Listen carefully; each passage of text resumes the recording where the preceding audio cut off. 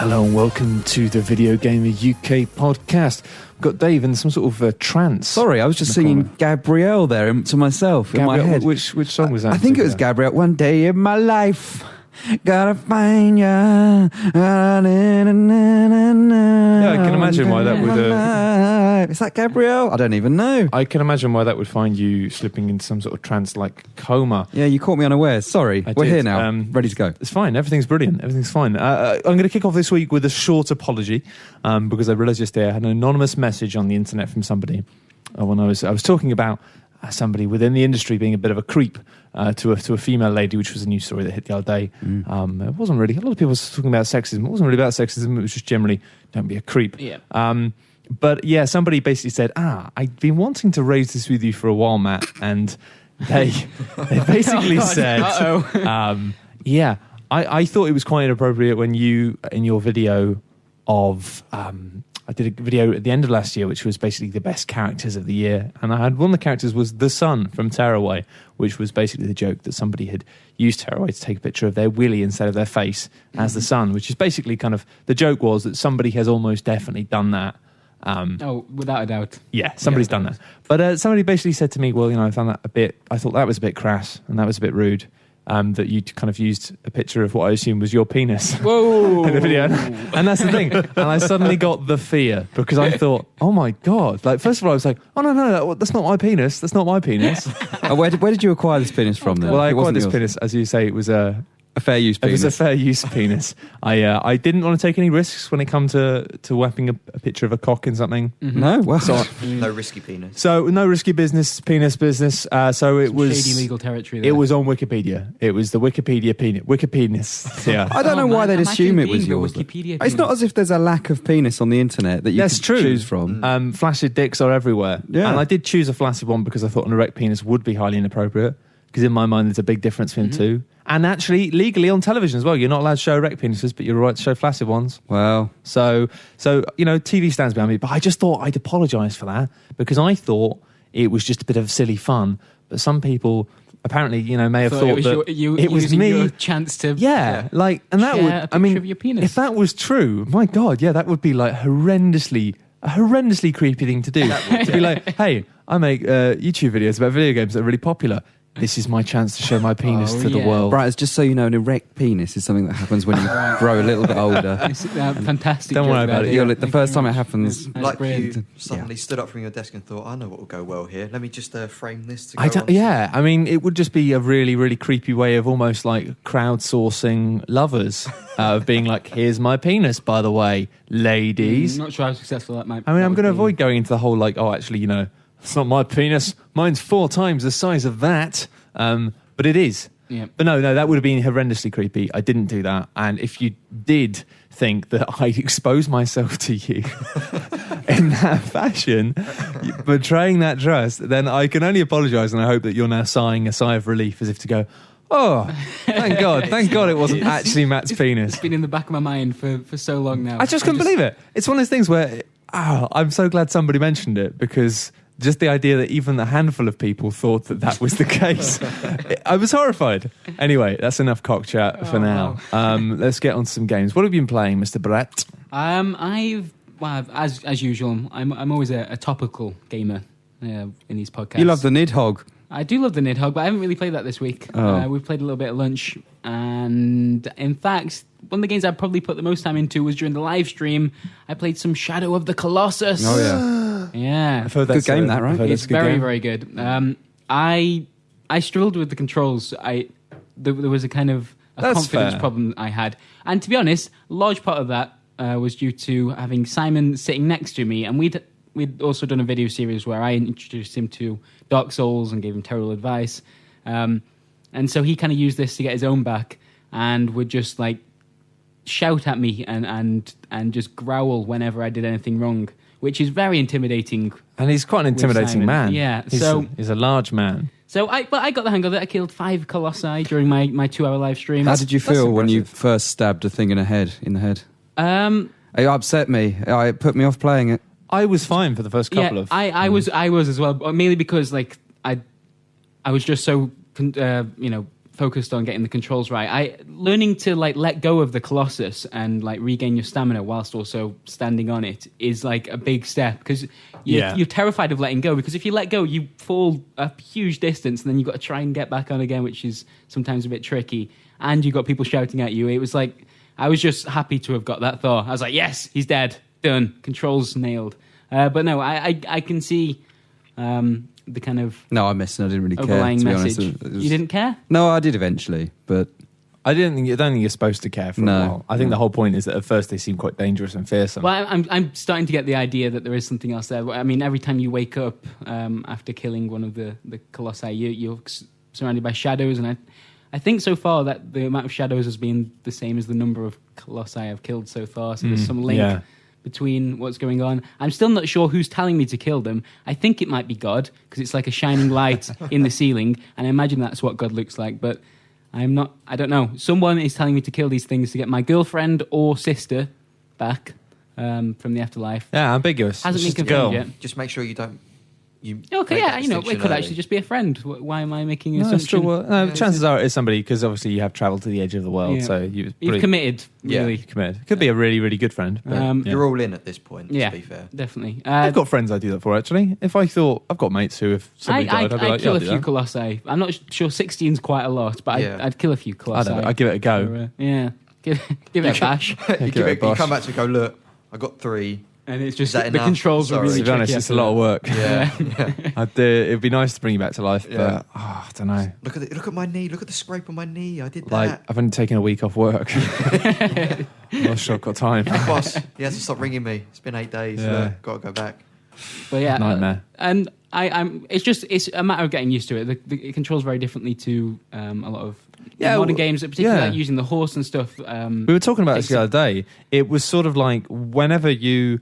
Back in the day, when you used to have a tutorial at the start of the game, and it'd be like, this is how you play the game, this button does this button does this. We've now grown incredibly tired of tutorials. Well, just let me play the fucking game. And it's because now we've kind of hit a homogeny thing where all games kind of play the same way with the buttons. When back in this era, it was like every game you played...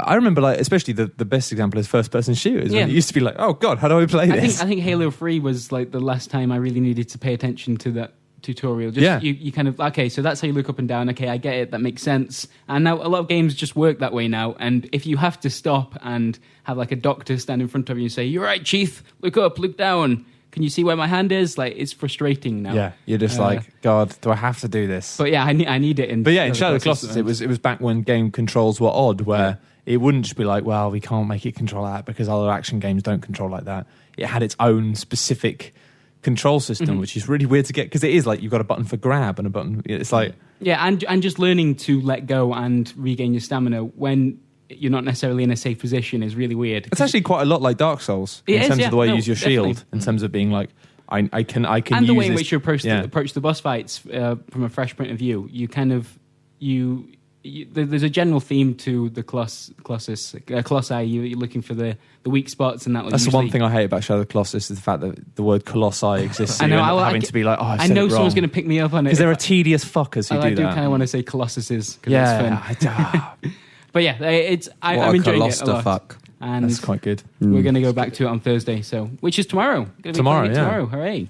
Should be good. Yeah, see how you get on with it. I think it gets better. The more you play it, you kind of get better appreciation for the whole thing and the journey.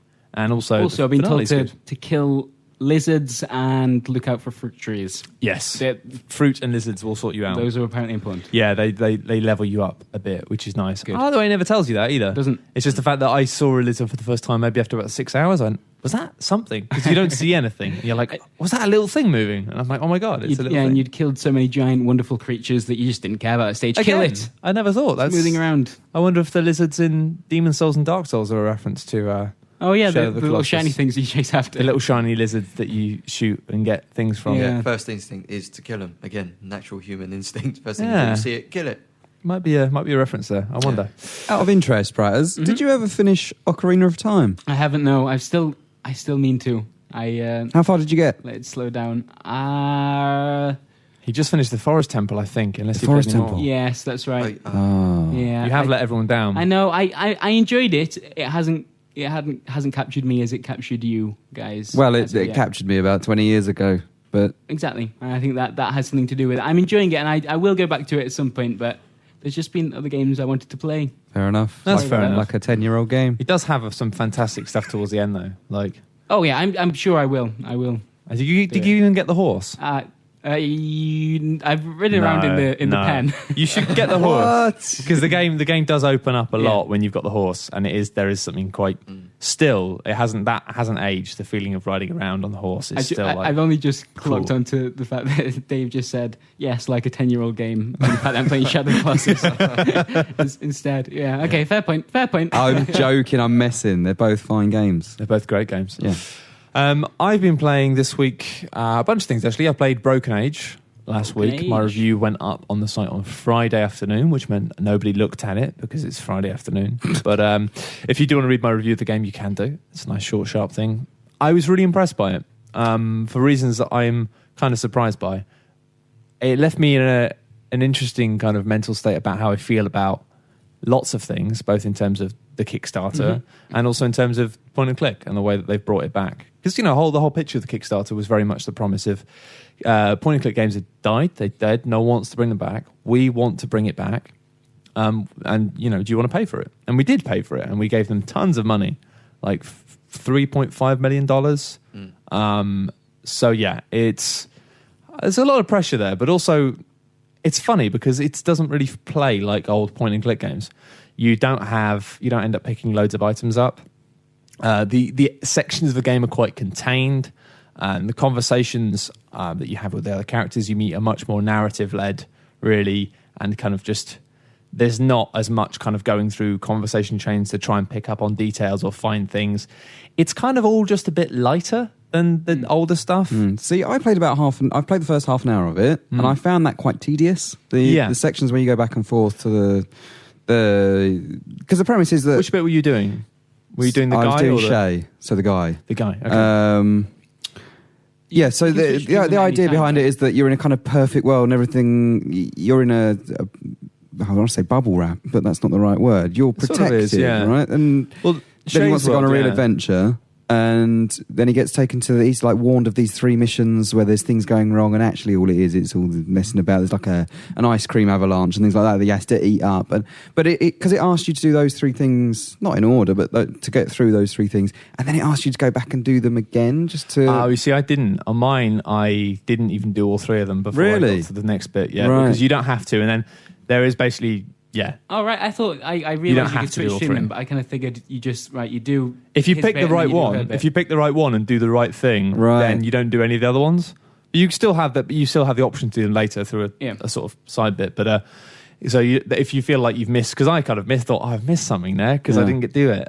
But you don't miss it. There's a way you can do it. Right. But that's the thing is, I found like Shay's bit particularly is very linear. Yeah. Shay's bit feels incredibly scripted.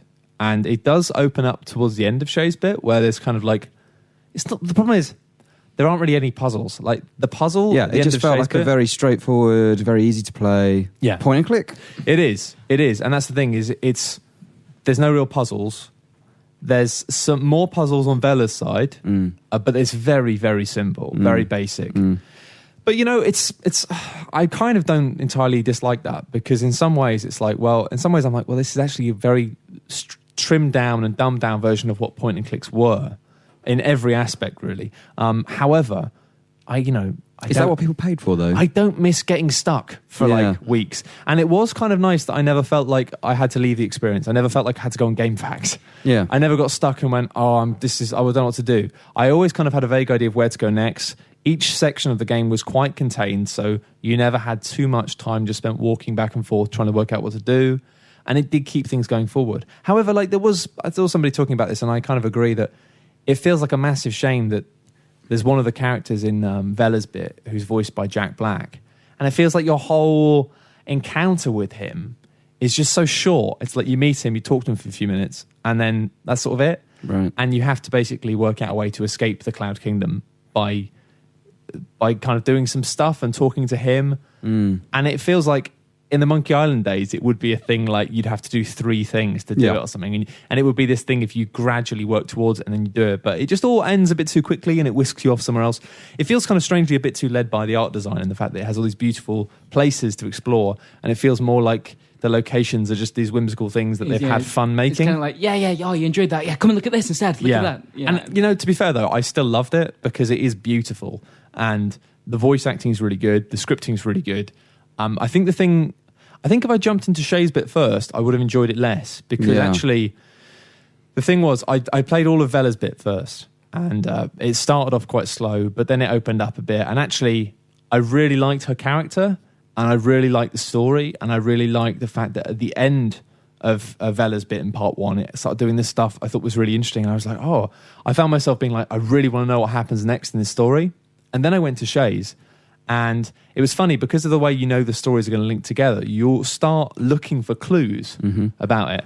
And the funny thing is there are actually quite a lot of red herrings and interesting ideas. And it's actually really cleverly put together because playing Vela's bit, I had some really strong ideas about how the stories were going to link together. And actually, I was kind of almost at that stage where I was disappointed because I thought, oh man, this is actually quite obvious. Yeah.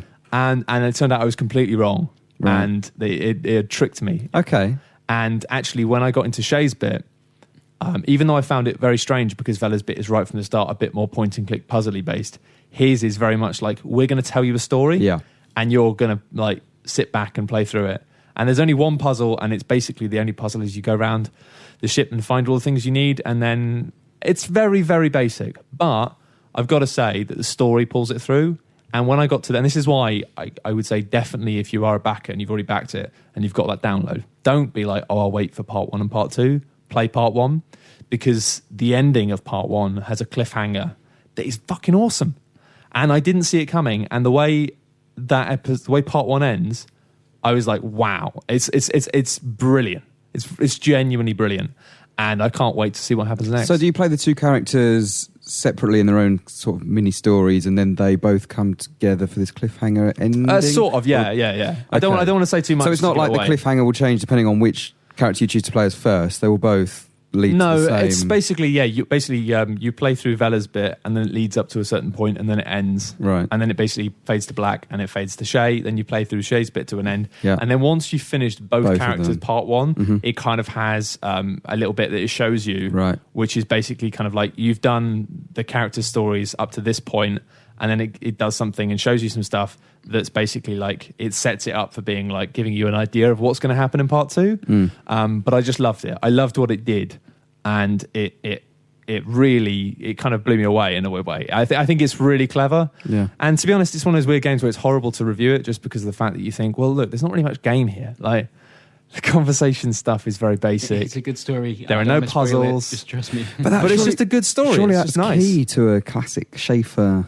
game. Like when Schafer says, I'm going to bring back point and clicks, you kind of think back to, Monkey Island, Day of the Tentacle, Grim Fandango, that sort of stuff. And if those puzzles and those big, like you were saying with the Jack Black character, if that connection isn't there, is it the game that people were hoping for? Well, I don't know. I think possibly because of the fact that the problem is, I liked all the characters I met. It just felt like some of them you didn't spend enough time with. Right. Okay. However, I think what really helps it is the fact that I'm less keen on Shay's character. I think Shay's character is kind of cool, but I really like Vela. Vela is a brilliant character. I took a shine to her immediately, and I really root for her because. And then you start to realize also that the story of the world is quite interesting, and you wonder where it's going with that. And it's cool. I mean, that's the thing is, you kind of think back to these games like Day of the Tentacle and Monkey Island, and aside from things like remembering the rubber chicken with the pulley and all that stuff, I kind of wonder how much of the fondness was based on the puzzles and things, and how much of it was just fondness of the characters and the jokes. Wacky side of it, yeah. And the jokes are really funny, and I mean, some of it was a bit basic. There was a kind of section where there was a poo joke that just kept going on, and it was like, oh, come on, guys, this is not that funny. But it was still quite funny. Yeah. I don't know. I haven't gone back to it. I played it the night it came out for about half an hour, and it got to that bit in Shay's bit where you have to... It's like an arcade toy grab. What do you call them? Where you pull the claw down and you pick it up. And I did that bit, and I was like, well... What's that doing in a game like this? I don't know. It felt a bit weird. Yeah, I know what you mean. And I wasn't getting on with the character all that much. I liked the mum and the dad character. I won't say anymore. And you meet the fox, and it all seemed a bit too serious. Well, no, but I liked. Why do you think it lets you swap them? If Matt seems to think that starting with Vela is... Well, basically, it just gives you some choice. It means that you can... I think I'm assuming that what they're going to do as the game progresses is have puzzles where you need to switch between them. Yeah, have puzzles where you need to switch between two to do stuff. And like Day of the Tentacle, basically. And that's cool. But to begin with, it's just basically you can choose which section you want to play. And at any point, you can go to the other character and play a bit. So if you want, you can be like, I'm going to go and do the other bit. But I was having a lot of fun with Vela's bit, and I didn't get stuck, so I just kept doing it.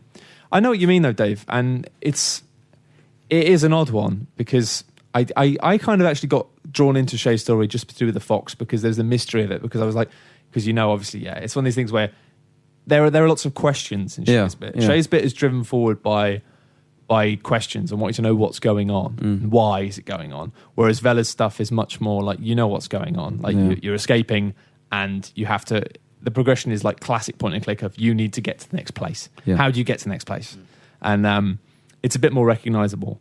I think that's the thing. I think the reason I want to carry on playing it is because of what it is. It is a Schaefer point and click, and it's worth doing. It hasn't gelled with me yet, but I'm still prepared to go back to it and give it another go. The thing is, you can finish part 1 in about 3 hours, right? And it's definitely worth doing because the ending is brilliant, and it's the sort of thing where if you're not careful, somebody will spoil it for you, and it'd be a shame because it's a cool ending. And it is only part 1, and it's only part 1. My only concern to this, basically, so far, is part 2 needs to be longer. And I don't know. They might have already said this is going to be the case, but to me, 3 hours, I had a fun time with it.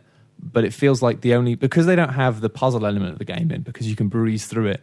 They really need the characters and the character progression to be really strong. And I think if it's another 3 hours, it's not going to be enough, because it feels like there's a real scope for something awesome here. But I just don't see how they're going to be able to wrap that up convincingly in another 3 hours. So I hope that it's longer. And secondly, the thing I miss the most, I don't miss all the bullshit puzzle, having to combine every object with every object to try and work out what you're going to do, and having to work out that... I mean, let's be honest, we remember a lot of the good puzzles, but some of the puzzles were just, horrible. I remember Day of the Tentacle, the idea of turning wine into vinegar. I was too young to even work that out. Because I didn't know... That's how I learned that wine turns into vinegar, was Day of the Tentacle. So that's kind of cool, I guess. But what I miss most is the fact that now you've just got this single button input. It means you don't have the old choice of being able to go look at. It's just all you do is click on stuff, and you can, if it's a person, you talk to it. If it's an object you pick it up.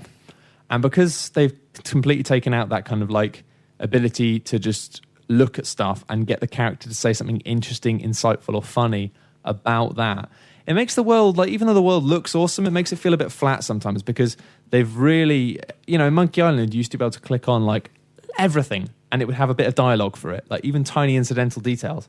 And in this, you can only really click on things that are important that you need. So often you have these awesome town backdrops or whatever, backdrops things, and you see tiny details like a well or something, and you want to click on the well and just have them go over and say something. You want it kind of feels like the world that they've created is cool and it has a cool backstory, but I just wish you could interact with it a bit more. And I mean, I can see why they've done that, because maybe it means that people are less likely to get stuck because there's less options, but it kind of feels like they've gone too far, and I miss that. And I do think that they've blatantly, and this annoys me a little bit, and I wonder how lots of PC gamers will feel about it, but it does feel like they very much optimized the game for the fact it's coming out on iPads. Yeah. Because, and this isn't just that it's simplified, it's the fact that it's single button. There's no having to hold down a button to bring up a menu. It's always just tapping on stuff. And even the minigame aspects, the grab a bit, is big chunky buttons. Yeah. And you can imagine it working on iPad. But the thing to me that makes it very clear is the fact that when you use your inventory, you click on the inventory button, it brings it up. And instead of clicking on the item and then clicking on the thing you want to use it on, you drag and drop, which feels really weird. Yeah. On a PC, there's something about dragging and dropping an item on something that feels really clunky and strange. But I imagine on a touchpad, it would feel incredibly natural. So that swings and roundabouts. I think if you've got an iPad, it is a really nice narrative-led game that actually, if you want to play it with your partner or your kids, it would actually be a really nice thing to play along, because it does feel like a kind of interactive cartoon. And it is brilliant. I really like it. I would probably rather play it on iPad, actually. That's the thing. Yeah. It's if you've got an iPad, it's actually going to be an amazing iPad game when it comes out. So don't fear that. But I don't know. I just kind of think, as what they promised, we're bringing back the point and click, it's you haven't actually.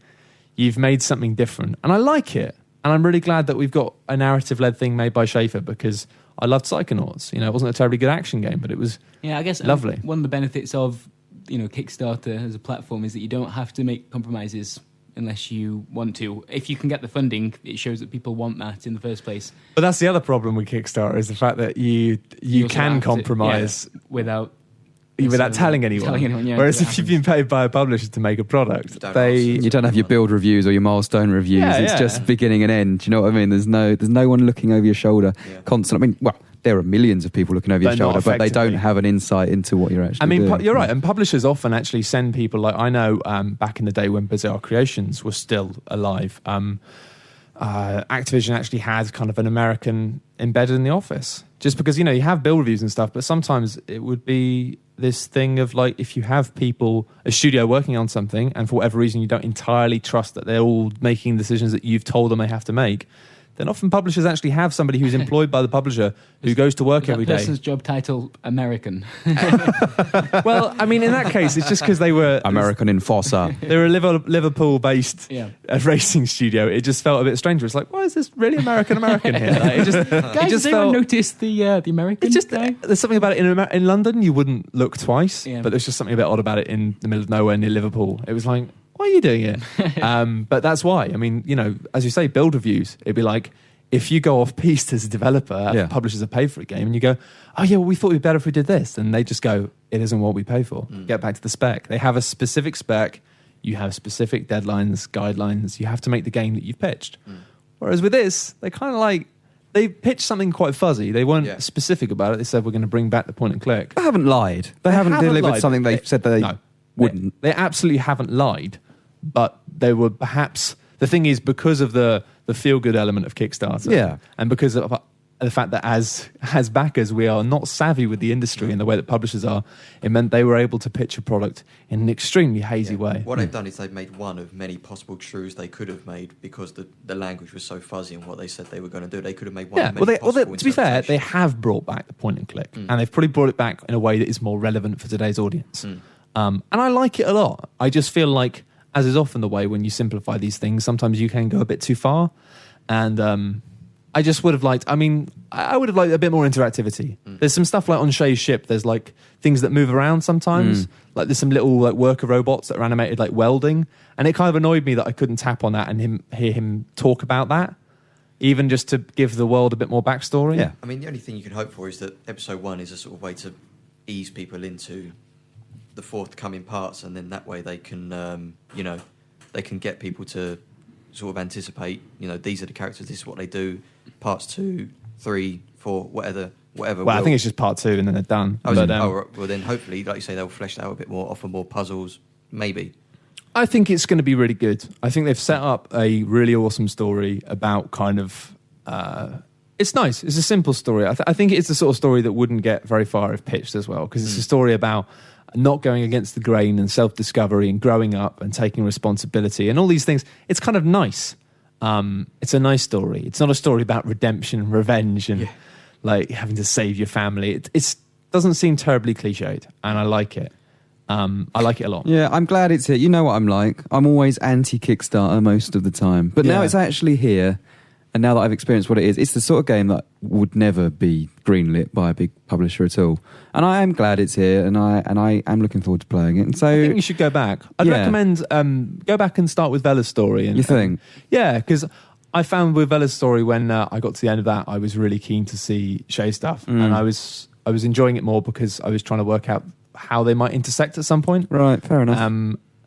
And yeah, because wasn't Shay revealed before Vela? Am I right in thinking that? And that's why I automatically clicked him, because I thought he might be the lead character. Yeah. And so that's why I went with him. But if you're saying that Vela is the better character to start with, then maybe it's kind of this funny thing of the two characters. I think that they kind of reflect, they bounce off each other quite interestingly, in the fact that Vela is like tough as nails and she doesn't take any nonsense, and she's just like, really, she's kind of like the warrior, really. She's the one who doesn't mess about. Right. Yeah. Whereas Shay he wants to be that sort of person. He wants to be let off the leash, doesn't he? But he's still very coddled and kind of a bit weak, really, and naive. I like that, but and I like that. But it's kind of, you kind of need to see both sides to appreciate it. And I think it was only because I'd spent more time with Vela, who I just thought, this girl's badass. Like, that I was kind of a bit more forgiving of the fact that Shay, to begin with at least, is a bit of a wet sausage. Yeah. Don't even know what a wet sausage is. I know very well. I think it was in your tearaway video. Oh God, yeah. Wasn't mine. No, it wasn't. Was mine. But yeah, it might sound like we're really being vague about and like on the fence, but I really would highly recommend it. If you've got it as backup, play it. If you haven't, then I'd recommend getting it. It's not what I paid for, if I'm being completely honest. But I really you don't really regret like paying for it. I don't regret it at all. Right. I think I spent $15. That's the main thing, which right? is about £9. It's nice to be able to say that. Absolutely. I mean, this is one of the biggest Kickstarter projects for. Well, it was the one, games. wasn't it? It's the one that started the revolution, and thank God it hasn't messed it up. I think it's great, and actually, I've got to say, it's nice to see. I honestly think, because I've heard rumours in the past from people who I trust, like insiders and stuff, off the record, that Ron Gilbert was actually not a terribly good influence on a lot of projects, especially in terms of comedy. Apparently, I heard he had a fixation with anachronistic jokes. So, in Monkey Island, you've got the used ship salesman, who's basically a used car salesman selling ships, and that was really funny. But apparently, like, he's obsessed with that kind of joke, and it's his favourite type of joke, and he just wants to put loads of them in everything, to the point that it's like, it's not that funny. But yeah, I've heard from people who've worked with him that actually it's this thing of, in the industry, he's lauded as being this comic genius, but actually it's Schaefer who was funny. And actually, like, Gilbert did do some funny stuff, but it was Schaefer who was the talent. And this game kind of solidifies that to me, because it does have that same sort of magic and charm in the way that I liked the stuff that Gilbert worked on. What was it called? Did you do the cave? Deathspank. Oh, Deathspank. See, I never played Deathspank. The problem with Deathspank was it wasn't a terribly good game, and it wasn't terribly funny. The thing was, there were aspects of it that were almost funny, but it wasn't funny. And lots of people may disagree with me, but I've got perhaps maybe a bit more of a, I don't know, I'm a bit harsher when it comes to things being funny or not, because I kind of take that stuff seriously. Was the cave funny? I don't know if the cave was funny or not. I never played it. No, fair enough. Yeah, so I'm pleased with it. It doesn't come across as being like wacky in the same way that some of the old games did. Yeah. But it's funny and it's touching and it's got heart. Recommended. I'm definitely going to be playing it now. I don't want part 1 to be spoiled before part 2 comes out. I think that's a big thing. Thanks for spoiling The Walking Dead for me, Chris. No worries. just on that subject. I've played a bunch of games that have come from Kickstarter now that just wouldn't exist otherwise. And FTL, I still love it. Shadowrun Returns was last year. There's the Banner Saga I really liked last week. Games that just wouldn't exist with the same kind of funding, perhaps. Was Nidhogg a Kickstarter game? No. Right. No, that's just one took ages to make. Right. In fact, I noticed somebody asked a question on Twitter, that I'll just cover really quickly. Somebody said, are you looking forward to FTL Advanced Edition in 2014? That's a free update with some new quests and new stuff. Hell yes. FTL is brilliant. It always seems to be on sale on Steam for about £3. I'm still waiting for that iOS version. Yeah, well, the iOS version is coming out very soon as well. Right. And it'll be brilliant on iOS. Oh, it's such a good game. I love FTL. If you haven't checked it out, then do. It looks really boring in screenshots, but it's basically like being a space captain, which is awesome. Yeah. You been playing anything, guys? I have, but we've done it to death in the past, so let's not talk about it. What have you been playing? Playing another racing game? What have we been playing? No, I was prepared to go on a little bit of a rant, because I was playing, I've got back into Battlefield 4. Oh, we always talk about Papers, Please. Oh, be quiet, Bratters. No, Battlefield 4. This is a game we haven't covered. Obviously, people are saying it's still broken, and I played it for a few hours the other day, the weekend, and I had no problems whatsoever playing the Xbox One version. I had nothing. Nothing at all. It was fine. And I thought, why is this still broken exactly? What are people talking about? And then as soon as I thought that, next match crashed out to the bloody dashboard. I thought, oh, brilliant, right? So we're not going to talk about that then. Yeah, maybe you do have a point. So yeah, I've got nothing to speak about this week. It's a bit dead. I'm looking forward to Tomb Raider, replaying Tomb Raider on next gen though. I don't know why. I don't know why either. No. I think it's an alright game, but it's very linear. It's one of my favourites of last year. Surprisingly so. I was expecting that to be another Absolution scenario for me. Yeah, I really liked Absolution, and I'm one of the few people who did. Actually, kind of weirdly, because I reviewed it for OXM, and reviewed it for OXM, and part of the thing, obviously, reviewing for publication is you review for your readership, and OXM's readership is largely kids and men in their 30s, and same thing. who like a bit of kind of action stuff, so quite simple stuff. They're not too fussed, and so I gave it a 9 out of 10, which I completely stand by for an OXM readership, because I thought it was a really nice blend of kind of like some fun action stuff, but also I think it was cool. I think it was a cool game. It was really cool, and it had like a lot of the hallmarks of Hitman, but also it was a bit more accessible. But it was funny because I played it and I really liked it and I had a blast with it. And I can see why it's not like as good as Blood Money. But I thought as a simplified kind of more action narrative thing, I enjoyed it. It's just there were too many little bits that I thought, this isn't Hitman. The bit of the railway station. Well, that's the thing, I didn't care. And it just threw me off. I thought it had some great bits that were Hitman. And then it had some... I liked the way it jumped between the two. I thought, in my mind, I liked the way that it had the Hitman-style missions and then the more like narrative sections which were a bit more unpredictable and fast-paced, and the idea of just trying to get through something without being seen. And I really enjoyed it. It never felt advanced, and it never felt... Even the bits where it kind of went back to original Hitman, like the bit in the... is it the Chinese market? One of the earlier levels. That was good, but it wasn't to the standard. You didn't have quite the freedom to... Yeah, well, I guess the thing is also they were trying to make a console game, and I think a lot of people who are angry were people playing it on PC who'd loved the original games. But I think they were trying to make it something where it kept the spirit of the game, but it also was something that was a bit more accessible to console gamers. It's interesting what they're saying about the next one. It seems that they've listened to some of the criticism of Absolution, and they're going to go back to the older... To be honest, for me, Hitman wasn't about having this incredible scope of things you could do. It was about having enough scope of things you can do and enough reasonable ways to work out stuff you can do. But for me, it was more it was about feeling like you were a hitman. And there's some incredible stuff in Absolution. I love the way at one point there was a guy who came down to talk to some bent cops about picking up some guns, and instead of you had to kill this guy, and all you do is if you took one of the documents, then he came down trying to find the documents, they weren't there, he'd pull a gun and the police would kill him, and then the police would be like, oh god, we've got to clear this up. And they basically, I love stuff like that, how you could just, I don't know, for me, I played it. It wasn't about targets, Absolution. It wasn't about being a murderer, I don't think. It was more about these smaller segments that you... it's hard to describe. It was almost a Hitman game in that sense that there was the planning and you could go around certain scenarios in different ways, but it wasn't in how you approach to kill a target. That often seemed to be the actual linear part of Absolution. And I like I really like the world that they'd made. I really like because a lot of people slagged it off and were like, oh, it's cliched. And it's like, yeah, that's the point. Like, it was trying to make like a trashy movie world. And I like the fact that it had a really dark sense of humor. Everything was really grim. Yeah. Everything was really like nasty. Well, look at Kane and Lynch 2. Yeah. I think that's quite an underrated game. I don't think it's a great game by any stretch, but you look at the style of that game, it's really dark, and that whole VHS type aesthetic to...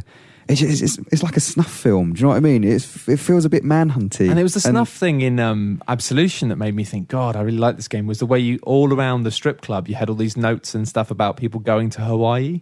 Yeah. And it was like, oh, they're sending me to Hawaii, and like, oh, I'm sure you'll have a great time. And like, everyone seemed really worried about it. And you're like, why would you be worried about that? And then it's just a really subtle thing. You find a room which is basically like a chair with arm and leg clamps with a wall behind it which has a massive wallpaper poster of like Hawaii. Cool. And it's like, it was either Honolulu, and it was just like, oh man. And you basically realize that when girls get sent to Hawaii, they get sent to snuff movies basically. Shit. And it's like, fuck. But it's the fact that wasn't part of a mission. It was just something that if you noticed it, and it was a room you didn't even have to go into. I just walked into the room and thought, what the fuck is this? And then I clicked and I went, oh shit. That's the thing. It's just a lot of individual segments that were cool. And it just wasn't one overall big freeform level. I was pissing myself at some bits. There was a bit where you walk into the weapons facility and there's the security guard talking about how like, oh no, yeah, they want to show off like how safe their equipment is, so that you realize the entire lobby of this weapons facility is filled with live mines in glass cases. And it's like, I just like the way that Hitman Absolution played with you constantly, of being like, yeah, you're supposed to do it without killing anyone or without being seen. But then constantly trying to tease you and being like, but if it does go wrong... I mean, look how many mines there are, I'm just saying. And I think lots of people were really annoyed that combat was an option, but to be honest, I thought the combat in it and blowing people up and killing people in horrible ways was so much fun that I kind of enjoyed the fact that when it did go wrong, it wasn't like, oh, restart the mission. It's like, you might restart the mission afterwards, but the period before you restart the mission, you'd have a hell of a lot of fun. It sounds like there's a similar problem to how Dave approached Broken Age, I guess. You're going into it, comparing it to your memories of the point-and-click games. Yeah, you're probably right, yeah. And Broken Age, by the sounds of it, is a great game in its own respect. It's just different. And I guess Hitman Absolution is a different kind of game to Blood Money, and if you can get past that, you might enjoy it. I think that was the thing, is I think because I'd seen some preview stuff of Hitman Absolution early on, they basically readied yourself. They kind of been quite candid about the fact that, well, you could kind of tell that they were aiming for a different experience. And I think that because of that, I was like, at first I was quite cynical about it, but then when I actually started to play it a bit more, I was like, you know what, they've actually done this pretty well. They've made it so it's still a fun game. And I think that game, I think you're right. I think that game got a lot of stick because of the fact that people want a Hitman game. If it wasn't a Hitman game, if it was something new, I think people would have really enjoyed it. I had a great time with it, but it was one of those awkward things where it was one of the earliest reviews I did, and it was a 9, and everyone was like, afterwards everyone was like, blatantly that review was paid for. And it's like, no, I just really liked it. Yeah. It's always weird when you're the person in that position where everyone's like, this biased review has clearly been bribed. And you're like, no, I thought it was a really fun game. Though, and talking of fan expectations, what you were just saying just now, I was cheeky. I looked at some of the questions, and I think there's actually a question linked to this stuff. If you're a fan of a series, does that affect how you approach a review? Does it affect how biased you are towards giving it a higher score? That's a big problem, that whole thing. And you know what? I think there may be people that do think, I love that series, so it's automatically going to be a X in my mind.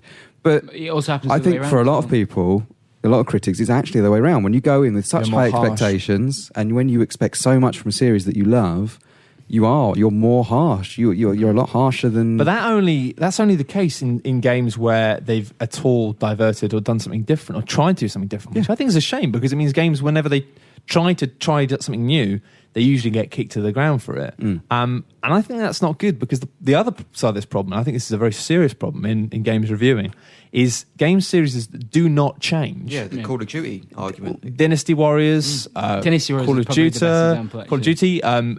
In some regards, stuff like the Metal Gear Solid series, I think Metal Gear Solid 4 was a lot more highly rated in terms of the critical appeal across the board. Obviously, they're always going to get people who give it 9s and 10s, but I think that the spread of scores was very high on that generally. I think the problem is when you have games like that where it's a combination of you need to have knowledge of the series in order to review it properly, you often end up, the people who do review these games and the people who say, I'll review that, are the people who have a lot of experience. And obviously, if you've got someone playing Metal Gear Solid 4 who've never played a Metal Gear Solid game before, that's going to be terrible, because it's full of references. It's a love-in to fans. But then by the same merit, it's like, it doesn't work. If you get people who love something, reviewing something they love, then they just love it. But the problem is with games reviewers, it's not a well-paid job. There isn't a great pool of people doing it. And generally speaking, one of the only perks of the job is that every now and then you get to play a game that you really like and you get paid to do it. Yeah. But it's an issue. And it's like, I think a lot of the time you look at games that score critically really well across the board that are basically sequels, and you kind of think like, stuff like, what's that thing that's made by From Software? Armored Core. Armored Core games always review quite well. And I think it's because the only people who review Armored Core games are mech fans, Armored Core fans. Yeah. And it's tough. But then what do? You've got to be a fucking good editor to basically and also you've got to have an amazing pool of reviewers to be able to make sure that you give games to people who either A, know enough about the series to not completely fudge it up, or B, aren't super fans. You'd have to have sort of a double perspective on the game. When you either give it to two people with one, like say, who's a huge experience in the series and one who's not, and see what they both think, or you have someone who has that sort of dichotomy in their own head. I don't think there's a right answer, though, is there? And the people reading the reviews, I mean, there are going to be Dynasty Warriors super fans that want to read a review from the that's the other thing. It's like, there was the backlash when I think there was a review for Armored Core by one of the Future Mags. I can't remember which one, but I think he gave it a 4 or a 6 out of 10. I can't remember, but he basically slated it. I think I reviewed it and gave it a 6, but I think he gave it a 4 out of 10. And it was a massive backlash on the internet, because it was like he basically had said he hadn't played the online component when he reviewed it, which I think is still fair to do as long as you say that you've done that. But yeah, fans were like, you don't get Armored Core, this is terrible, this is trash journalism. And everyone was like, oh, this is broken journalism, because he doesn't get it. And it's like, he did get it, actually, guys. Like, I played that game and it's not a good game. Like, there are things about it that are good, but largely it's not good. And surely that review, just on the other side, is going to, from someone who isn't familiar with that series, it's going to be a better introduction for them. They don't want to read something that is by someone who's played all the series. I reviewed it. I didn't get on with it that well, and then like it was afterwards when lots of people said you didn't get this, you didn't get this, you didn't get this. It's because like the game never explained any of that to me, and it's like I kind of was aware of that. When people are like, oh, but you don't understand the appreciation of this and this and this and this. It's like, you know what? I did actually. I realised that those factors were things I had to know about, But the fact that the game wants to do that, it's like, fuck you. Dark Souls gets away with it because it's grounded in reality. It's like, if you swing your sword and it's too big and too slow and you're losing, you go, my sword's too big and too slow. It's all stuff that you can relate to. Whereas Armored Core, it's like, need to use plasma weapons against this type of armor. And because it's all sci-fi made up stuff, there's no way you could know that. Yeah. You just suddenly find yourself dying all the time because you've made the wrong type of robot. And it doesn't tell you why. And it's like, fuck off. Dark Souls might have a little bit of that because it does seem to be one of those games that people love or hate to an extent. The vocal majority seem to love it. Let's be clear about that. But people when we played it with Simon, and Simon just hasn't really clicked with it. Like, how would you review for both sides of that? Yeah, I mean, I think that's what I mean. I still think it's fair. It ties back into that idea of you've got to try and read the reviews of people that you have similar opinions, similar tastes to in the first place, which is exactly. so difficult to do. But because Dark Souls, or even because Demon Souls reviewed well as well for the most part, but because there was no established series, you had to take the opinion that this is clearly coming from people who have that sort of nostalgic retro gaming upbringing where they love the games that just crucify you, like the Mega Man series and the like. Yeah, but you see, I don't, and we won't talk about this because I talk about Dark Souls way too much. But I don't think that's true of Dark Souls at all. I think it was one of the shoddiest pieces of rehashed journalism that we saw was people happily repeating the PR message that Dark Souls is really hard, because that was a PR message that was sent out by Namco, blasted out repeatedly. Hardest game, hard game, so hard. Can you do this game? And that was basically it's a good PR message to a degree. It's basically going as a marketing message. It's a challenge. Yeah. So you get hardcore gamers. I bet you can't beat this game. It's like a Facebook ad. I bet you can't beat the high score on this thing. It's kind of really obvious, but it kind of backfired as well because so many people didn't want to play it because they thought it was hard. Where Dark Souls is not a hard game. It's just different. It expects you to forget everything you know about games and learn from scratch. It basically goes, you've played a lot of games that look like this, but this isn't anything like that. So you're going to have to forget all that. Because what I like about Dark Souls is a lot of people I know who love it aren't really gamers, and it's one of the only games they've ever really played. And what I think really? Yeah. I'm intrigued by that, because I thought Dark Souls would be a gamer's game rather than a non-gamer's game. No, there are people I know who are like almost casual gamers, haven't really played games for a long time, but they love it. Because it's a game anyone can complete. And I think never put the two together. It's not like in Call of Duty where if you play on a veteran, it gets to a point where you need to have fast enough reactions to be able to shoot all those dudes before they shoot you. Otherwise, you can't finish the game. Dark Souls is all about knowledledge. And like preparation helps, but you need it's all to be about quite astute though, don't you? I'd have thought that you'd need to have experience in playing games to know how to play it well. Well, I mean, how much can you? I could be totally wrong, but that was my instinct when it comes to Dark Souls. But it's fiddly. You kind of start off at a level playing field to an extent because you are learning. Because it is totally different to anything from before. I struggled like when I started playing it because I was trying to play it like something like Kingdoms of Amalur. I was just running in slashing. And it punishes you very heavily for that.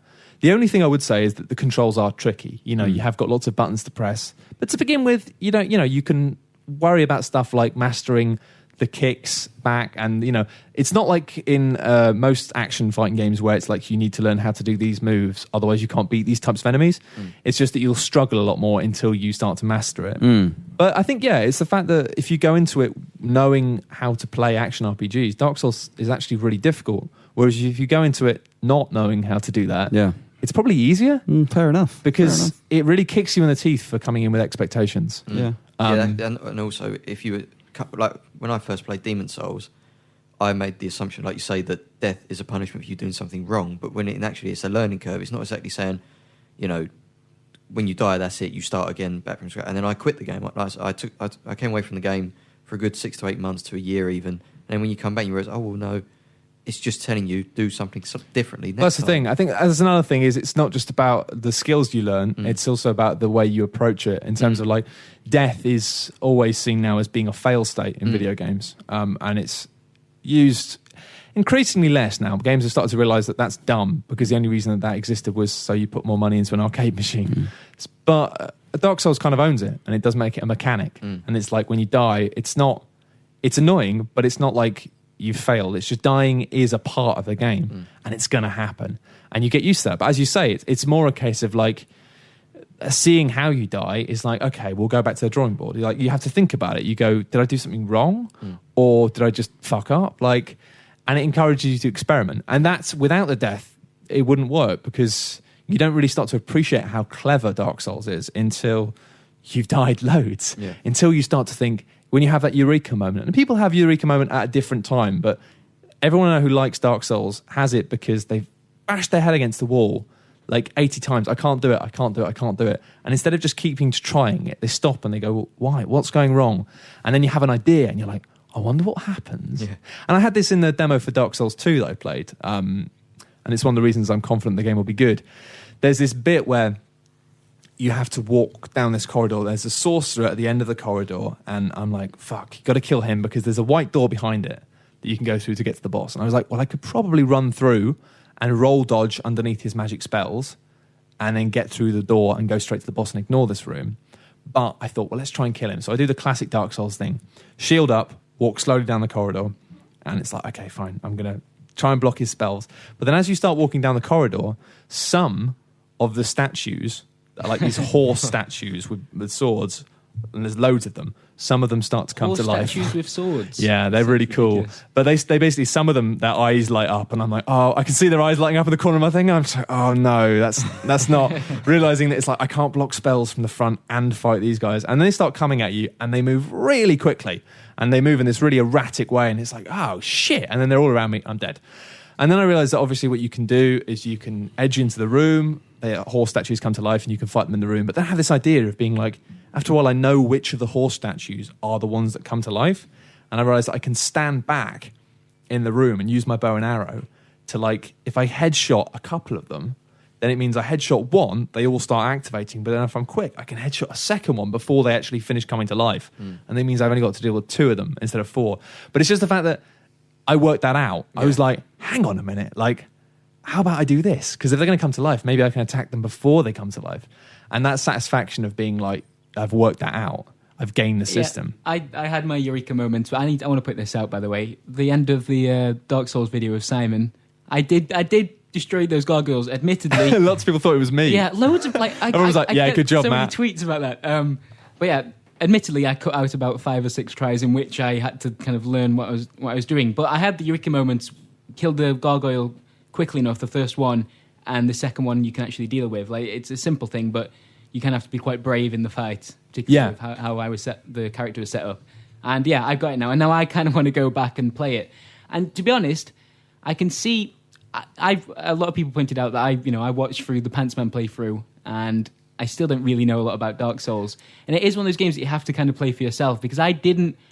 Well, you wouldn't have really questioned why I was doing things in certain ways. I liked like watching you go through it, and like, you know, the live streams. That's the thing. Lots of sections I didn't really think Dark Souls, oh, this is a game I got to play. And now I've just from like experienced that boss fight where I, on my own, no one else in the room, I struggled with it, and I finally beat these 2 gargoyles. It was a big moment. Now that's it. I kind of want to go back. But it's my weird. Own character. We're talking about Broken Age and the fact that the point and click hasn't come back in the same guise. It's like Dark Souls feels more like that than Broken Age, in the fact that it used to be in the old days you get stuck on a puzzle and you'd be like stuck on it for a few days and you'd be thinking about it, and then you have this idea, you go and you try it. No, it's not a popular thing anymore, is it? It's not. But then Dark Souls is like that in the fact that you go, oh, how do I do this? And then suddenly you go, oh, how about I try this? And you try it, and it's like, nope, that was complete failure. But it's kind of nice because you're like, I think I've got it. And then you're like, nope. It is that game where you walk away and go, that's it, I'm never playing it again. But you have that one idea and you think, no, I'm too tired.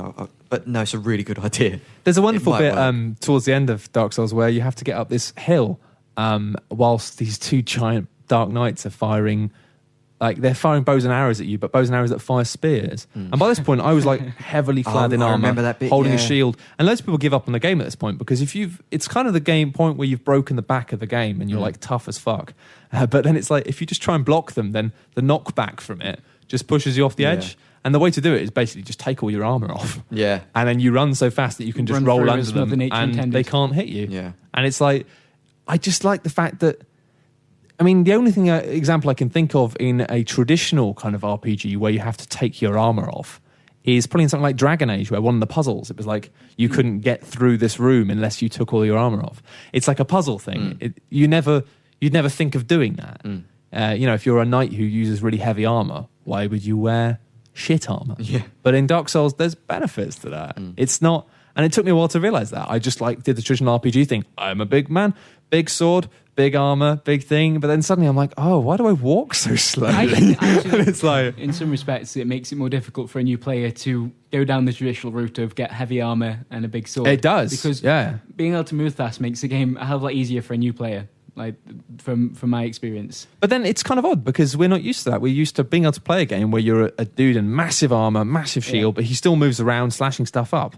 Whereas I think maybe if you've never played a game before, the idea of carrying a really heavy sword and really heavy armor, you question those things which you wouldn't. Yeah, you'd be like, oh, I move really slowly. I guess it's because I'm wearing really heavy things. Whereas weirdly, that logic makes sense. Whereas the logic we've been taught is you're over encumbered. Yeah, so you go, maybe I'm holding too much stuff in my inventory. It's like, no, dickhead, you're just wearing like steel plate. Yeah, it's heavy. So I think it's Anyway, I said I wouldn't talk about Dark Souls again. It happens, doesn't it? I mean, it happens. It happens. It's like saying you're not going to have a drink. Just 1 pint. 4 pints later, Dark Souls. Let's do some questions. All right. Will you be discussing the machinima scandal on the podcast, says headless_sky? Will we? You're the video guys, you tell me. Well, this is the information that's come out this week that, we don't know. We don't know across the board, but Microsoft and EA have some documentation has come out that YouTubers basically, if you say nice or neutral things about their games or consoles in exchange for monetary rewards. So I think press always get. Well, I think the community always assume that press are on the take and will talk about games because they have been given them or because they have relationships with the devs/publishers. And hopefully, Bratters, I remember talking to you about this when you first joined. And no, this is fine. When you first joined and you were new to the industry. Mm-hmm.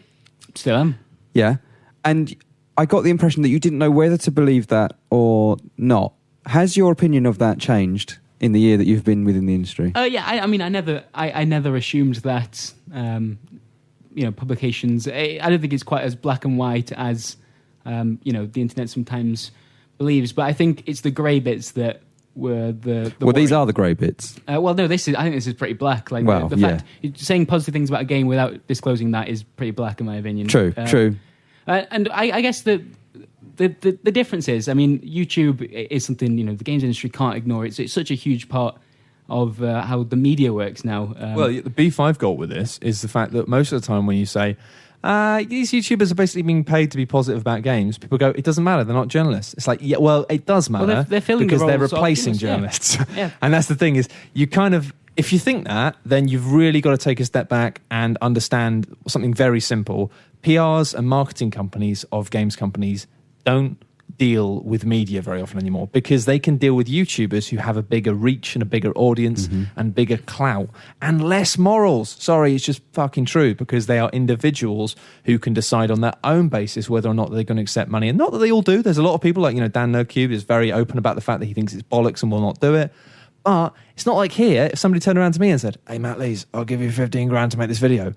I couldn't do it because I work for a company that would say, no, Matt, you can't do it. One of the things that publishers have been saying over the last couple of years is, community is becoming more and more important to us. And this is why. This is what it is, yeah. Basically, it's awesome for them because it's such cheap marketing. Instead of spending money on advertising or spending money on ad spend and websites in the hope that they might curry favour with them, they can just give somebody 10 grand I think and get millions of views. It's a fair point as well. I mean, Microsoft and EA are two companies that can sometimes be quite easy to hate on. And it won't just be Microsoft in some respects, everybody does it. In some respects, I don't know who does it, but it won't just be Microsoft and EA. The documentation's been revealed with, but it's.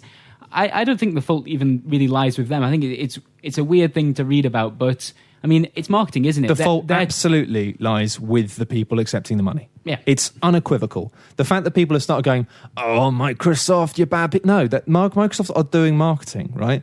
Like, marketing doesn't care. Yeah. Like, marketing doesn't really have a conscience in that respect. No, marketing does not have a conscience. And I'm not saying that that's bad, but it's not the issue here. The issue here is that people are accepting these deals. And it's not happening sharing it constantly. And this is speculative. I don't know for sure. But it won't just... I don't think it will just be in the games industry. I think it'll be the fact that it maybe as... I mean, hasn't it happened with like the blogging happens in every industry? Possibly, but the people talking about games often tend to be a lot more younger, a lot more naive when it comes to stuff like this. And so it's easier to infiltrate and it's easier for that to get a bit more traction. The thing is, you can see it on YouTube. And obviously, I'm not going to give examples because, you know, it would be libel. But you can watch videos where you go, why are they making this video? You've got some big YouTuber suddenly talking about the sort of game that is just completely different to the sort of game they usually talk about, talking about it quite favourably. And it just seems like slightly under duress, like there's somebody off shot, maybe holding a gun or a knife to their face. And it's like this, as an adult, you look at this and go, this is so obviously paid for. But, you know, YouTube, our audiences are largely made up of very young kids and they just don't see it. It's not always stuff that you're directly paid for. There's a bonus payment on whatever it might be. You know, you send someone who's big on YouTube a special edition. They'll do an unboxing. It's free marketing for, you know, that audience are prone to doing well, I don't want to say they're prone to giving free advertising, but they are very susceptible to being influenced by... That's an argument that also applies to media. Yeah, human beings are. I think the fact that, you know, like Matt's just said, the fact that we work in, you know, for a company that would notice these kind of things and that would question these things, not having that middle ground. That's having the thing someone that says, why are you doing this video? I appreciate. The thing is, it's always been a problem, but the problem before used to be that media outlets would not do anything dodgy because you're self-policed by your own company, but you're also policed by other, like, peers, other websites. Like, if a website found out that another website was doing something incredibly dodgy, they would report on it. Like, if it was like seriously dodgy, it would be like a scandal. Oh, and they'd enjoy reporting on it. Oh, yeah, they'd have a hell of a time. But there's always been a problem in games media of... Actually, you know, it sounds harsh because it does seem like you're punching downwards, but there has always been a problem with the bottom of the ladder. Bloggers, stuff like this, because the problem is when you really want to get into games media and get a job as it, the easiest way to do that, especially if you're not very good, and chances are if you're starting out, you're not very good. I was crap when I started. Is when you get invited to a games event. You get invited to an event. You get to go, you get to hang around with real journalists, you get free drinks. It's exciting. It is exciting. I remember doing that. I remember, this is hilarious, the first press event I went to, I was so excited. Yeah. Guess what it's for? Boom Boom Rocket on Xbox Live Arcade. Really? Piece of shit. But I thought it was great. I had a great time. I was so excited. I didn't get a t-shirt or anything like that, but I got a free copy of the game to play and all this stuff. Free copy of the downloadable game. Ooh. It's difficult not to get drawn in by that. But the problem is if you're introduced to it by PR, then you end up being courted. And there are a lot of people in our industry who've basically been groomed since day one. And a lot of websites are just, they don't think there's anything wrong with the way they operate. They're basically working with PRs to promote games and stuff. And it's not that it is always wrong, it's just they've approached it from the wrong way.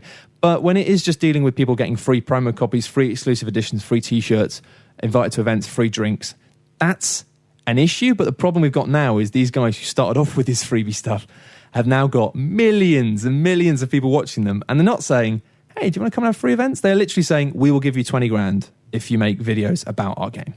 And they're saying, okay, and not disclosing it to viewers.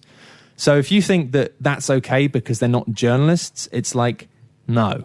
Like, journalism in games isn't really journalism. No. Largely what we do is we tell you if games are good or not. Yeah. And you hopefully trust us sometimes. There's a lot of YouTubers doing that as well. A lot of YouTubers doing that. There isn't a massive line between those two roles. There's barely a line at all these days. So, yeah, I mean, you've just got to figure out which... We're not saying, you know, YouTube is corrupt as a whole. Like, of course, there are people that do great stuff on there. Absolutely. And if you and know even them some of the people that them, may have agreed to this, I don't. They're not. Some of them may not necessarily be bad people. We don't label them as being corrupt or anything like that. It's just that, like you were saying, Matt, like it's so easy to fall into that trap of. It's very being led easy that way. It's very easy. And I think that some people say it's okay to make video content if you disclose that you've been paid to make it. And I think that's fair as well. I think it'd be worthless if I made a video which was like, hey, here's a video of me talking about why this game's really good. Yep. Just so you know, I've been paid to make this.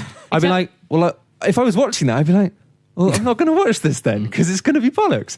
And, you know, if you can get away with that and your audience don't care, then that's fine. I think it's kind of dumb, but that's fine. But so much of this stuff is clearly not disclosed. And what annoys me most is that a lot of fans of YouTubers and a lot of fans of this sort of thing, and I'm kind of walked both sides now, but it's like they still go, oh yeah, fuck games journalism, it's so corrupt. Yeah, who cares? I just watch this stuff now. This stuff's so much better. It's like you're being so naive. And you know what? It happens in everything throughout history. The way the new people get in and the way the new people get corrupt is through the naive belief that the system before was completely corrupt and a new way is better and clean and clear. And now, like the fact that people are pointing a finger at Microsoft this week for doing this evil deal, no, this is a wake-up call that if you think journalism is corrupt, then you need to accept that YouTube is just as corrupt, if not more. I'd say more, frankly, because it's more overt. Obviously, in media, you've got situations where you might have a really big ad campaign by a game, and then the reviewer might give the game a good score. But the important thing to know about working on publications is there's so many people between that. Yeah. The guy who sold the ads will never talk to the guy who wrote the review. Like, never. So it's not I think it's important to highlight there's not a connection between having an ad campaign and having a review score. There is not, no. Yeah. And that's the thing, it's different departments. And what might happen is if you get a really big ad campaign for a game and then someone reviews it and gives it a really bad score, then the ad guy from next door might come through and start saying, what the fuck have you done? But then it's the job of the editor of the publication to go and sit down with the ad guy, cool them down, and then they have to deal with that. I mean, there have been examples it happens, where but that's gone badly. I mean, obviously Jeff Gerstmann leaving GameSpot over a lot of that had to do with a review score and but that's an advertisement campaign. That's the thing is that is so rare. Yeah, and the media are terrified of that ever happening again because that tarnished GameSpot's reputation, at least in the short term. Knocked them on their arse for a long time, and haven't entirely ever got up from it really. But that's the thing is, the people putting that link together, there are people in between, there are gaps, there are professional gaps on a professional basis. We've got an ad guy here. I don't ever talk to him on a professional basis. We chat in the kitchen about bollocks, but we don't have any connection really. He sorts out ads, I sort out content. It's different.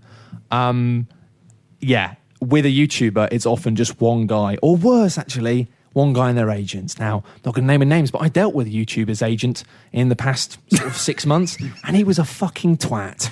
And you realise that these people are often fully grown adults who are coercing kids into kind of basically being like, well, you've been offered this money, you should probably take it, because they don't care. Like, if you're a YouTuber who's a kid, you're making loads of money, and your agent basically says to you, well, listen, they've given you all this money. If you're going, I don't know, if you've got a grown-up who's a professional saying, it's okay, just take the money, because they'll get a cut of it, then it would be difficult. I think it's hard because a lot of these kids don't really know what they're doing, but I think also a lot of these kids have been given a free ride for far too long, and it's time to wake up, kids. If you're going to earn loads of money, then you've got to suck a bag of dicks sometimes as well. Well, no, that doesn't make any sense. That derailed. Yeah. You know what I mean? I know what you mean. There was a something about a bag of dicks being sucked. Oh, I shouldn't have brought a bag of dicks into it again. Back to Tearaway. We've gone full circle. Yeah. Always Matt and his dicks. Okay, Sorry. Moving on. We've got a question from Oscar who asks, Hi. Should games on Steam Early Access, as they are available to buy right now, be reviewed by more sites? Be reviewed. Reviews, perhaps a strange word, and there are sites that do review Early Access games. I think everyone should cover them. Of course they should. Because you can buy them often for full price. It's a tough one, isn't it? Because sometimes they review and don't give them a score, which could be a way to do it. It's almost like a halfway house between a preview and a review. And Early Access is kind of a halfway house, isn't it? And you can't necessarily score them. Yeah. Well, you couldn't score them because they'll go onto Metacritic in some instances, and then that'll reflect the final product when it's even out, when it could be fixed. It's a tough one. I don't know if there's an actual answer, to be honest. Well, I think people should discuss them, definitely, and I think perhaps more sites should talk about them and should treat them as in... DayZ has sold... I think that's a special case, though, isn't it, DayZ? But it's a great case to talk about for Early Access. That game needs to be covered by the media because it's been had such a huge impact. No, of course. So then it becomes how do you cover it in terms of the quality of the content that you're offered, or in terms of, like you say, the numbers of what it's been sold or not? Yeah. I think it's a case-by-case basis, as it is with full game reviews as they stand at the moment. We don't review every game under the sun, regardless of whether it's a boxed release, digital release. I don't think the scores... a lot of people have different opinions on this, but I don't think the score isn't going to be a huge impact. You can say whether or not you think the game is good. You can say how Early Access has affected it. That's your role. That's what we have to do. What do you mean the score's not going to be a huge impact? It doesn't matter if you cover DayZ at this stage without giving it an 8 out of 10 or whatever you deem it at the moment. You can say your points. I think if DayZ came out and people did give it a score and they gave it 8, 9, 10, it probably boosted its sales even higher than it is now. But if there was a low score, it was a low score, it would affect it negatively. You couldn't score them in their state now, I don't think. But how you approach that, because the public... in a weird way, that's one of the situations where actually I think the whole Polygon adaptive score thing is actually quite a good system. Possibly. But I think it's funny how they do that adaptive score stuff, but I don't know if they have done that, I might be wrong, but if I were them, I would have a review of DayZ up now. But then it's like the aggregators, like Metacritic, like once your score is up, that's your final score. They will not change that. Well, and so a huge flaw of Metacritic, isn't it? I mean, that's not our responsibility. No, of course. But to the developers and to the publishers, that means a lot. And so they've got to wake up to it money. As well. Yeah. So the whole thing's pretty weird. Yeah, it's still treading water at the moment. Like, the weird thing about reviews is it's like what people think they are. Like the amount of times we put up videos this year and people have gone, "Oh, this is a great review," and it's like it's not a review. Yeah. It's just like a feature. Like things like when I've talked about why The Last of Us was really good, they're like, "This is the best review of the game I've seen." It's like it's not a review. I guess technically, I suppose it is. The title is like, no. But then the whole problem with review embargoes and all that stuff is it's like, well, you're just basically embargoing a number. Yeah, but then, that's all it is, though, isn't it? Yeah, it's mad. It's a bit silly. That's all. Yeah. How many? We got time for a? We're kind of already quite past, but screw it. All right, let's go for. Let's fire this fucker into the sun. We got a question. Okay, last question from Yo Mama on Twitter. Yo, how you doing? Says, does Simon normally wear skin tight shirts around the office, or is that just for the show on the live streams? I think Well, I'm wearing a skin tight shirt today. Whoa! Oh my goodness! I spilled coffee on mine. Skin tight? Yeah, it is. Look, I'll show you. I think the thing with Simon is that everything is skin tight. It's very hard to find something that isn't. There's skin so tight. much skin. That I don't know. More skin than anyone. I don't. If Simon is listening back to that and thinking, right, fuck you, Dave, you're fired. I don't mean that in a bad way, Simon. You've just I think got you're looking. a lot of skin. I think you're looking trim. Is that a good word? He's not looking trim. He's looking beef. Yeah. Should we just take the shovel Trim off beef? you, Dave? You can have So you trim stop beef. digging yourself this hole. Do you want to swap your shovel for my shovel? Mine's a bit deeper with the big bag of dicks. So if you want to do a swap, You I'll be can happy leave the with that. dicks. I'm not bothered about them. But Cool. Good to know. Okay then. Well, I guess that. Thanks for your Any more question. questions? More question? We've not really. It's Go a pretty on. big one. Okay, this one last one from Inns on the forums who says, "Hey guys, what's up from Australia?" How you doing? Whoa. Is it summer over Good there? day. Good day, Yes, mate. it is. Good day. Here's the scenario. You're a video game publisher with a brand new game ready to be sent out for review. It can be whatever type of game you like, real or imaginary. What crazy on bungos, and he did use the term on Excellent. bungos, I'm glad it's would you catching on. stipulate to the journalists reviewing your game? For example, the order 1886 must be reviewed in 100% old-timey English, which would be fantastic. Imagine that. Sonic has got to be reviewed fast. I think if you do any kind of video content, you need to split it up into little clips and rearrange them just to annoy all the people that I fucking hate that rule. It's so pointless. The worst thing about that rule is when this is the thing you get B-roll, and it's like you can use this B-roll, but you have to cut it up into 20-second clips and intersperse it with other stuff. And you spend fucking ages doing this to the point at which often I've been given that with that stipulation and go, well, I'm not using it because it's too much work. But then you just watch somebody just completely ignore it and no consequences. Just some fuckwit talking over the whole thing, and you sit there going, Mr. PR, you gave me this really incredibly. Yeah, it's like you have to maintain your rules, otherwise chaos. When we took a look at Fable Anniversary, that's been split up into different clips, which seems really necessary considering Fable is almost 10 Spoilers, years old. mate. Yeah. Spoilers. Sorry about that. It's bollocks. Yeah. You have to review Mario while wearing dungarees for full authenticity. You know what? I don't have a pair of dungarees anymore. No? Anymore? No. I've had dungarees in the past. What, like proper over-the-shoulder things? Well, I mean, I'm talking like when I was less than 10 years of age. You have to review Mount Your Friends whilst being balanced atop a pile of increasingly muscular naked men. Does the goat need to be In a involved? banana hammock. Yes. Okay, of course. That was a silly question. That's a good one. We're not going to top that one. No. I don't think we will. No one's going to top that one. No. I love Mount Your Friends. It's so good. It's the best. If you're sitting here going, Mount Your Friends, what's that? Then switch your Xbox 360 on and go to the Indie Game Marketplace. Immediately. If you can find it. Yeah. Well, it's coming out on PC eventually. I can't wait for that day. Yeah, No, it's about the Xbox Live Indie Marketplace because that Oh, yeah, marketplace is yeah. just a fuck show. Zing. I bet it's really difficult to find Mount Your Friends right now, actually. Probably. But hopefully it will come out on I hope it's PC at still some on the point top-selling because it is one of my favourite games. Anyway, it's been a slightly longer and slightly more rambly episode than usual. Apologies for that. Thank you very much for joining us, Dave. My name's Matt Lees. So I've got about 2 more podcasts and then I fuck off forever. You don't have to worry about me talking about dicks. Dark Souls talk. Dark Souls. That's getting shut down. So that'll be a relief for everyone, I'm sure. Been joined by Brett Phipps. Bye. Mr. Chris Bratz. All right. And Mr. Dave Scammell. Au revoir. Bye.